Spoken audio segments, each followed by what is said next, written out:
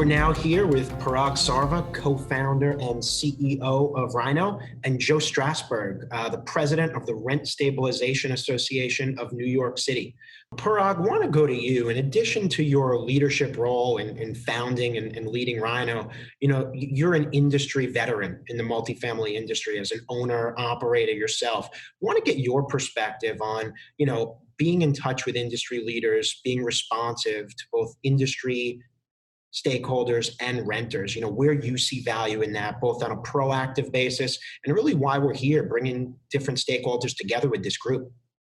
Sure. I think that's a great question. And something Joe said, I think is really key to what we do and what I view my role, as CEO of Rhino over the last several years is it's really about education. And because we're in a regulated space, both real estate and for us personally in insurance, it's really about educating other stakeholders about what we can do and what we do, because there's so much built up, one, stress, anxiety, and just history. They're huge, multi-billion dollar, trillion dollar industries that have so much legacy of information and understanding. And really, so I view it as engaging with policymakers, engaging with landlords, and engaging with folks like Joe and partnering with guys like Joe who represent owners and advocate for the future of the industry. It's really about that sharing of information and education more than anything else. Joe, now I want to go to you. We've talked about partnership, proactive engagement. Obviously, COVID-19 has been a crisis that over the past months and the foreseeable future is really impacting every bit of life, both in greater New York City and across the country. I want to ask you how COVID-19 has changed how your constituents, your members, multifamily owner-operators in New York City have approached their business, short-term and long-term strategy. Talk to us a little bit about COVID. Well, clearly it's had a detrimental impact on collection of rents. Although on a national level, I think the rate of collection is 80% or higher. For New York City, it depends on the size of the owner. The small property owner has actually been hit disproportionately negatively. They don't have the commercial buildings, or if they had a commercial store, they're out of business because they couldn't pay it. And so many of them are now in financial stress. And actually, one of the ideas, and we've actually implemented it and advocated for our owners, is to utilize Rhino's product to allow negotiations between the owners and tenants to allow them to be able to use their 1 month security as basically almost like a bridge loan to get them through. We're very, very concerned, of course, about the second phase, because the first phase had a dramatic impact on collections. And I think that we will see how bad it is in July when the real estate taxes are required to be turned over to the city. And I believe that we will find a large number of small property owners unable to pay their bills. And that is why Rhino's product actually helped many of the small property owners to be able to at least get some relief for 1 month. And it was in the newspapers all the time. Everybody's arguing and advocating for that product because it benefited both owner and tenant. Parag, Joe mentioned, this idea of, kind of helping out owners and figuring out ways to bridge gaps. You're an industry veteran. You understand as much as anyone the value of a growing, thriving business community. With that said, we also know cost of living is rising in New York City and across America. How do we reconcile these two concepts? Joe kind of began talking about some common ground solutions. Love to bring you in on that. Affordability versus business growth. There's got to be a meeting point. Well, I think what we've seen really through the last 90 days and, or 120 days that the pandemic has really picked up in the United States and taken center stage is it's actually just accelerated a lot of the trends that have been happening in the background. And so what I mean by that, and specific to, our business, is affordability and the need to find new ways to create more access to housing at prices that people can and want to pay. And the second thing is really just about how can you leverage technology to do things more efficiently. So one thing which was very, very important in the New York community was early on figuring out how to do showings. So how do you do showings with stay-at-home orders in place?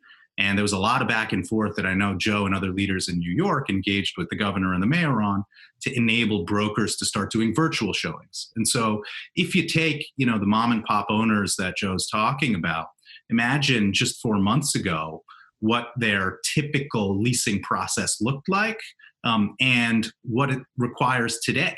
And I think that that's one thing that this pandemic has really helped accelerate is just pushing forward with where there are gains. We need to take them now for the benefit of just survival, essentially.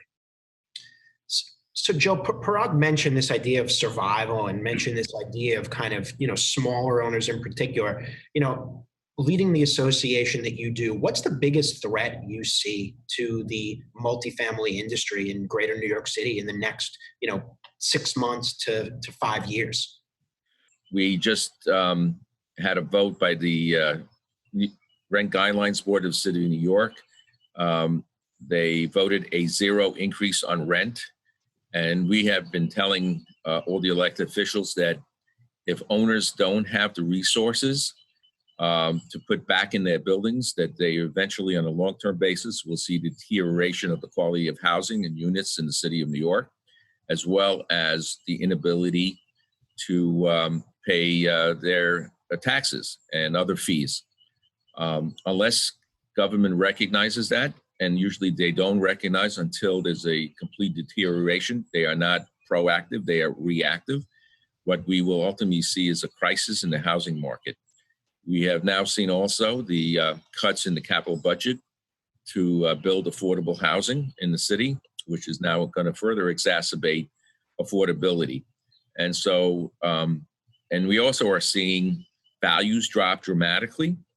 We are seeing investment dollars leaving New York and going to other states that are much more friendly. So I'm very, very concerned that we're going down a road that unless government recognizes and makes fundamental changes in the way owners collect rent and invest, we are going to see some dramatic deterioration of the housing stock in the city. So, Parag, Joe talked a lot about, kind of challenges that industry and government leaders may face. I want to talk a little bit about common ground. One of the reasons this Innovation Council is so valuable is bringing together high-level leaders from both stakeholder groups. During COVID-19, National Multifamily Housing Council, National Apartment Association, many of those groups have called for renter assistance to keep businesses going and help rent collection in a tough time. Where else do you imagine there could be common ground for, property owners and their associations and, government officials in really moving the needle forward? Love to talk on a positive note there with you. Sure. I think there's so many interesting opportunities and pathways to go down. I, fully support the level of engagement that lawmakers and, quite frankly, real estate owners and industry professionals have, taken different views on how to address the near-term crisis. I don't think there's any magic answers on the near-term crisis. So people are trying lots of things. But I think really the same is true of the medium or long-term picture. And what I tend to think, or what I really believe, is that it's actually going to be a collection of many opportunities that we bring to bear to solve, the next 100 years of housing and the challenges. It's not going to be one magic silver bullet. It's not going to be that the rent law that was passed in New York State, has suddenly solved New York State's crisis for the next 100 years. Even if you fully support that wholeheartedly, it's just one piece of a much broader puzzle. And so really, I view, very much the same spirit of how we approached building Rhino, is that there's opportunities to make gains, to find common ground, as you mentioned, that deliver value to both sides. And so really what I think a big focus and the reason we wanted to bring, everyone together is to start focusing on the things that actually do deliver value to both sides, because it literally is purely about efficiency gains in the marketplace. There's better ways to do construction. There's better ways to use insurance instead of deposits. There's better ways to, provide a lot of services that historically have just been done a certain way for whatever reason. Thank you so much. Joe Strasburg, President of the Rent Stabilization Association of New York City. Paraag Sarva, Rhino co-founder and CEO.